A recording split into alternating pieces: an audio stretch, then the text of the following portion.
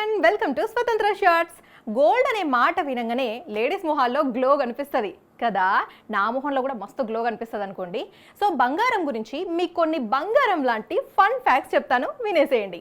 బంగారం మన భూమి మీద పుట్టింది కాదు, అది అంతరిక్షంలో అణువుల రూపంలో ఉండి ఉల్కలు గ్రహ శకలాల ద్వారా అంతరిక్షం నుంచి మన భూమి మీదకి వచ్చింది.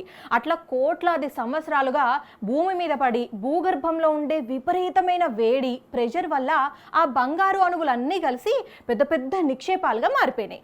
మనుషులు నాగరికత నేర్చుకున్నప్పటి నుంచి దీన్ని దవ్వి తీస్తూనే ఉన్నారు.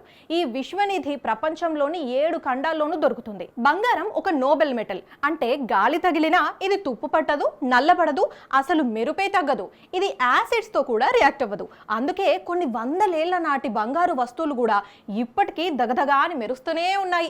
బంగారాన్ని కరిగించవచ్చు, నచ్చిన షేప్ లోకి మార్చొచ్చు, వేరే లోహాలతో కలపొచ్చు, కానీ బంగారు అణువులను మాత్రం నాశనం చేయలేం. అట్లా జరగాలంటే ఒక న్యూక్లియర్ రియాక్షన్ అవ్వాలి.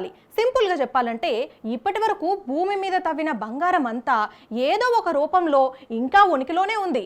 భూమి మీద ఇంచుమించు 2,44,000 మెట్రిక్ టన్నుల గోల్డ్ నిక్షేపాలు ఉన్నాయని అంచనా.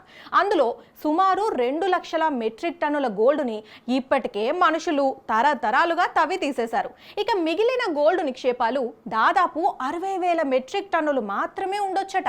ప్రతి సంవత్సరం 3,000 టన్నుల మైనింగ్ జరుగుతుంది కనుక భూమి మీద గోల్డ్ అంతా మరో 20 ఏళ్లలో మైనింగ్ అయిపోతుందట. అంటే 20 ఏళ్ల తర్వాత మైనింగ్ చేయడానికి కూడా గోల్డ్ ఉండదా? ఏమో చూడాలి. లేదంటే మళ్ళీ అంతరిక్షంలో ఎక్కడి నుంచో మన భూమి మీద పడాలి.